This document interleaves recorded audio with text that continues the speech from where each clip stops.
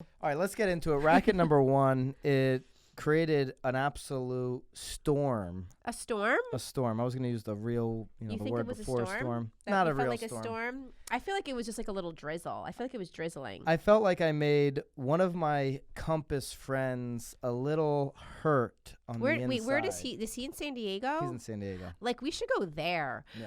He's always posting. He must sponsor the baseball team out there. Like, he's always in like a club section. He did a. He did some type of. I kind of like. Realtor Maybe he'll invite us to association sit with the in Padres. there. That looks He has invited fun. us. He has. Yeah. Oh. I turned him down. Anyway, I would accept your invitation. He invited me. I don't know. I don't know if you were in San Diego that day.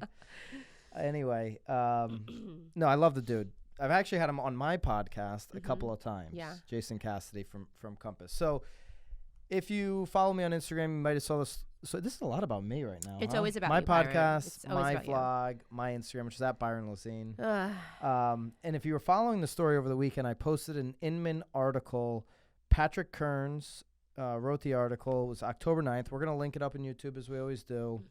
It's titled SoftBank CEO Embarrassed by results of his tech investments. One of his tech investments, Compass. So here's how I started the Instagram story fiasco, which you can put the story up here. Excuse me. Suave.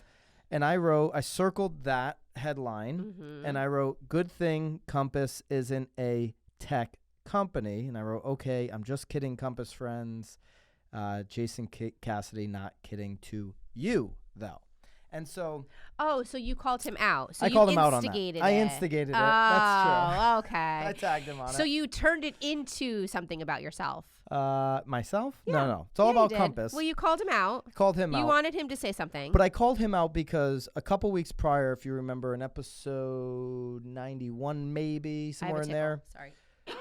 I posted the Brad Inman graph showing that Compass had 5% of their employees were tech-based software developers. Yes. Jason reached out to me immediately when he saw that. He said, "Hey, bro, just want to update you. Compass is closer to 19% of their employees are developers." Does he call you bro? He said bro? I don't know if he broed me, but I'm throwing that in there. So because you bro people. I bro people. Yeah. It makes them bro me back. It does? Yeah. I don't bro you. Yeah. But you don't bro me. I don't bro you, though. I don't bro What does that mean? checks. What does it mean that I don't bro checks? Oh, because I'm not a... Yeah. I'm not a... Okay.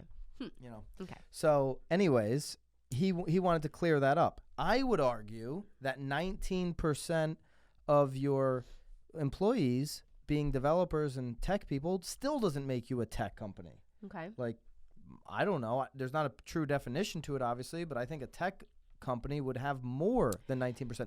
My whole... everybody's getting a little bit flustered here. Well, they're all peacocking. Everyone's peacocking right now. Everyone feels vulnerable. Everyone's being pointed at. Everyone's being sued. And everyone's so uneasy. Everyone's peacocking. And so what happened next? Jason circled my story and said, "There Byron goes, just headline rating. That's all he does." And he circles the point in the article that references... We do like headlines, though. Love headlines. We love them. Absolutely. I didn't throw this in his face or Compass agent's face, like a lot of Compass friends, by the way. I didn't throw this in their face because I thought that this line that he circled, that he wanted to point out, being the real meat and potatoes of this whole thing, is worse for Compass agents, okay? Here's the line. Let me find it. Uh-oh. I will find it sooner than later. Maybe you should just read it from your Instagram story.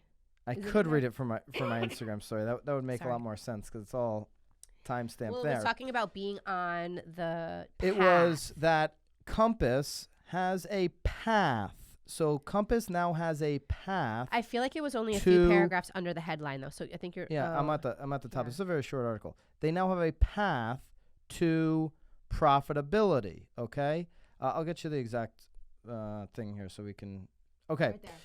Compass, according to a SoftBank source, does have a path to profitability, and discussions on becoming profitable are taking place at a high level, according to the source. This is what Jason circles and sends back to me. Byron, stop headline reading. And then I respond with, this is the worst news for you Compass agents. The fact that there's high-level people at SoftBank, the people that gave Compass all the money to go out and buy agents and buy companies, the fact that these high-level execs are having these high-level discussions on how to be profitable is the worst news for every Compass agent out there.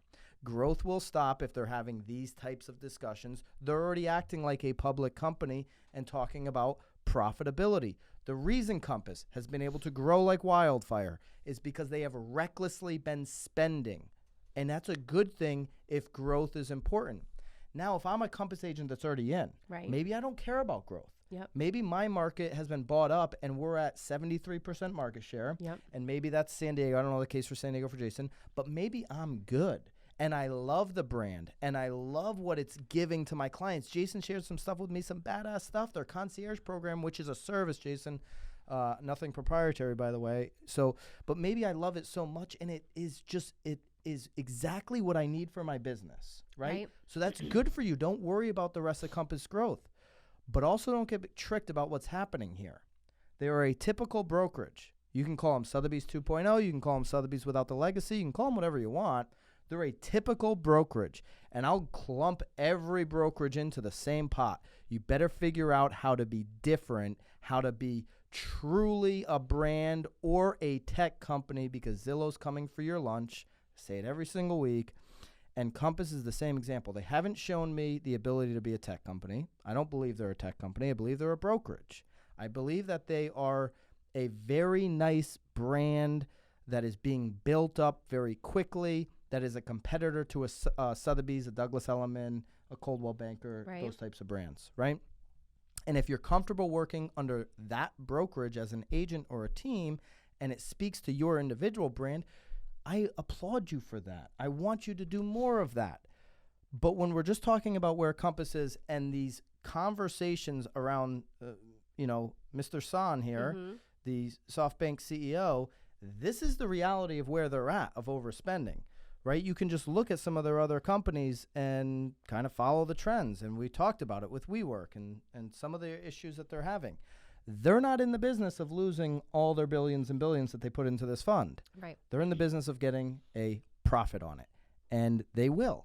And it will come at the cost of Compass growth. Well, you know how I feel about Compass. You love their signs? I do. That's it. Yep. So... Nothing else? That's how I Jason, feel. I love you. I love a lot of my Compass friends. What he's doing though, he has a brand. He's building his brand. Yeah, absolutely. And this is where him and I, and this is probably going a little bit too much. We went back and forth on a DM, but I argued that his success was him. Right. He argued that a lot of it was not a lot of it.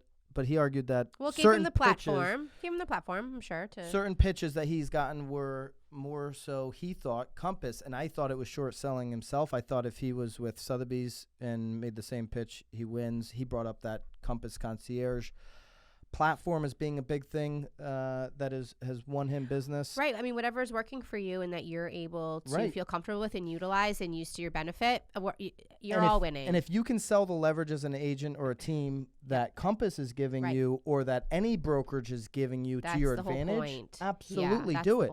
But don't get but here is my biggest issue, and I'm just going to circle all the way back to it because I brought it up before. My biggest issue with Compass agents is them strutting around saying that we're a tech company, we have some big secret, but then not showing it. If you're a tech company, show us. Period. End of story.